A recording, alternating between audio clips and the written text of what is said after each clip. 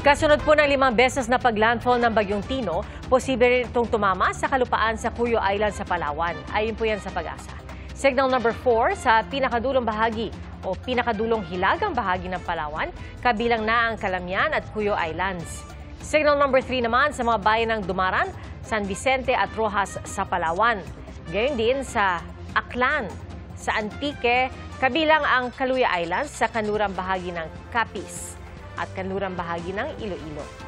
Signal number 2 sa kanlurang bahagi ng Romblon, timog na bahagi ng Oriental Mindoro, timog na bahagi ng Occidental Mindoro at gitnang bahagi ng Palawan. Pati na sa natitirang bahagi ng Capiz, natitirang bahagi ng Iloilo, sa Guimaras at sa kanlurang bahagi ng Negros Occidental.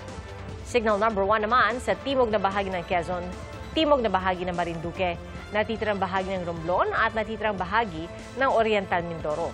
Gayon din ang natitirang bahagi ng Occidental Mindoro, kabilang ang Lubang Island, pati na sa timog na bahagi ng Palawan at sa Masbate, kabilang ang Burias at Ticao Islands. Signal number 1 din sa Cebu, kabilang ang Bantayan Islands, pati na sa Negros Oriental at sa natitirang bahagi ng Negros Occidental. Huling namataan ang sentro ng Bagyong Tino sa Cuyo Island sa Palawan. At base sa latest forecast ng Pag-asa, mamayang alas 5 ng umaga ay posibleng lumapit ito sa katubigan ng El Nido. Huwebes ito posibleng lumabas ng Philippine Area of Responsibility. Binabantayan din ng Pag-asa ang tropical depression sa labas ng Philippine Area of Responsibility. Huli itong namataan 1,795 kilometers sa silangan ng northeastern Mindanao. Sakaling pumasok sa PAR, tatawagin itong Bagyong Uwan. At habang lumalapit, ay pwede itong lumakas at umabot sa super typhoon category. Pero pwede pang magbago, kaya tumutok lang mga kapuso sa mga update. Nasa 16,000 pasahero sa NAIA ang apektado ng mga kanseladong flight dahil sa Bagyong Tino. May mga kanselado rin biyahe sa PITX. Saksi si Marizo Mal. Pagdating sa Parañaque Integrated Terminal Exchange o PITX, wala nang masakyan sa Narolan at Api papuntang Batangas dahil sa mga kanseladong biyahe dulot ng Bagyong Tino. Nag-walk-in lang din kasi ang dalawa at tanging ang mga pasaherong may advance booking lang ang tinext ng bus company na kanselado ang ilang biyahe. Dagdag pagod po since estudyante po, midterm season po. So, marami pong gawain din. Per wish at the same time for safety. Naintindihan naman po namin yung pag-cancel. Sana po ma'am, yung advisory po nila mas maaga at the same time po widespread. Wala na ring biyahe ang 19 na bus mula rito na papunta sana sa mga pantalan at sasampas sa mga roro. Bawal pa rin naman kasi ang paglalayag sa mga lugar kung saan nagtaas ng storm signal simula pa kahapon. Kanya-kanyang paribok naman ang mga pasaherong apektado ng kanseladong flight sa NAIA Terminal 3. Cebu, anong cancel din? Cancel din. Anong plano mo dito ngayon? Magpa-check if magpa-rebook. Kasi sayang naman yung pamasahe pa effort. Sa Dumangas Port, kanselado rin ang biyahe ng mga roll-on, roll-off o ro-ro vessels. Kaya naman perwisyo ito para sa mga driver ng sandaang truck na mabiyahe sana sa pantalan. No choice talaga at kailangan maghintay bago makatawid at delikado at ayaw din magpatawid ng Coast Guard. Wala ring biyahe sa mga pantalan sa Cebu matapos itong isara sa publiko ng Cebu Port Authority dahil sa banta ng storm surge. Ang mga stranded na pasahero nagpalipas muna ng gabi sa isang gymnasium sa Barangay Tinago. Stranded, nawa may kaabot sa barko ang hinglarga, padulong tubigon. Ayon sa Philippine Coast Guard Central, mahigit 300 pasahero ang stranded sa iba't ibang pantalan ng Cebu. Para sa GMA Integrated News, ako si Mariz Umali ang inyong saksi. Mga kapuso, parating na ang tulong ng GMA Kapuso Foundation sa mga lugar na matinding hinagupit ng Bagyong Tino. Tatawid ng dagat patungong Homonhon Island, Eastern Samar, ang truck na may kargang sako-sakong relief goods.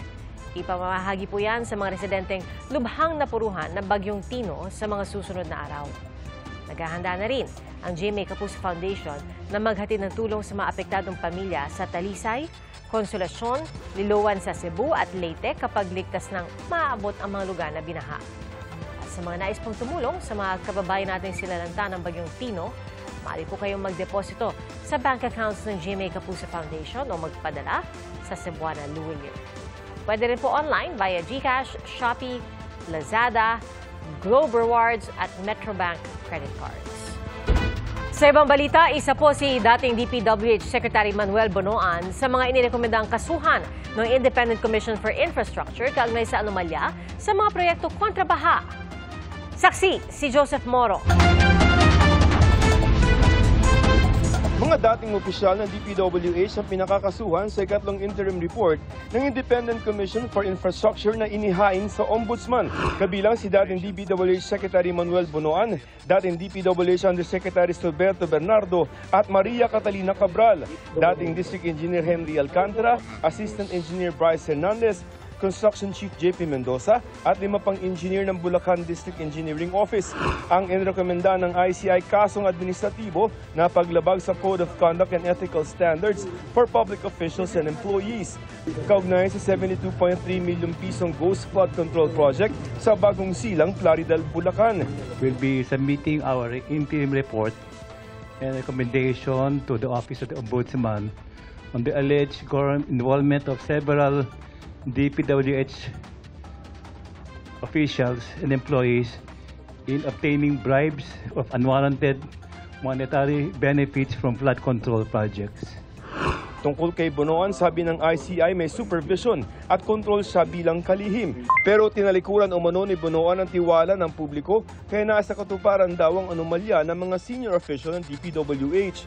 Nabigo raw si Bonoan na maging maingat kaya nagresulta raw ito sa anomalya. Ang umano'y kapabayaan ni Bonoan ay patungkol sa proyekto ng DPWH Bulacan 1st District sa kontraktor na Top Notch Catalyst Builders Incorporated na pagmamayari ng isang Unir Villanueva.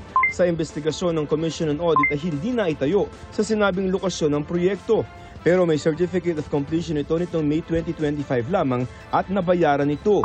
Kaya bukod sa kasong administratibo, pinakakasuhan din ng kasong kriminal na graft, malversation of public funds, falsification of public documents, at paglabag sa Government Procurement Act at Presidential Decree No. 1759. Sina Alcantara, Hernandez, ang owner ng Top Notch sa Villanueva at iba pang taga DPWH Bulacan District.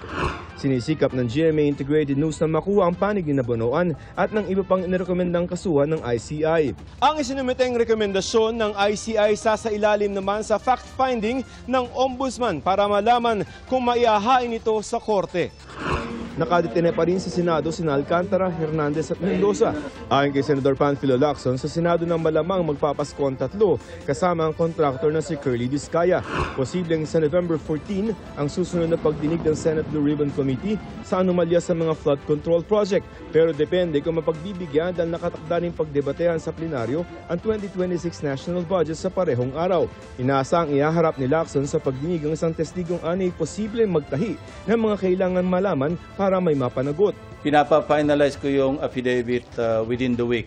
No? Kasi base sa kwento at saka base do sa mga dapat ebidensya, mga dokumento, ledger, digital files, lahat ng notes.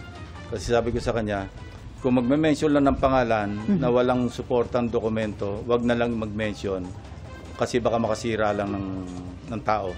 Maski may personal knowledge, kung wala naman siyang supporting documents, wag na lang magbanggit. Papadalahan naman ng imbitasyon sina dating House Speaker Martin Romualdez at dating Congressman Saldico na kapwa wala pang kumpirmasyon kung dadalo. Ayon kay Ombudsman Jesus Crispin Remulla, isa si Romualdez sa iniimbestigahan kaugnay sa pagkakapasa ng national budget na may napakaraming insertions. Iniimbestigahan din ng Ombudsman si dating Senate President Chis Escudero. They were able to come up with that budget which included insertions, which included diversions of money from what was supposed to be to what became. So that is, if it's not criminal, then it must be negligence. It must be one of them. Nobody can be completely blameless for that. Hinihingan namin ng panig sina Escudero at Romualdez. Isang bagong task force naman ang bubuuin ng Ombudsman na tututok sa investigasyon kay dating DPWH Secretary at ngayon Senador Mark Villar. Titingnan din daw kung nakinabang sa mga proyekto ng gobyerno ang mga ari-arian ng kanyang pamilya. Kasama rin sa iimbestigahan ng kanyang inang si dating Senadora Cynthia at kapatid na si Senadora Camille Villar. Tinukoy ni Remulla ang mga proyekto sa baluarte nilang Las Piñas at kalapit na Bacoor, Cavite. Kasi andun yung mga lupa na nag-benefit din.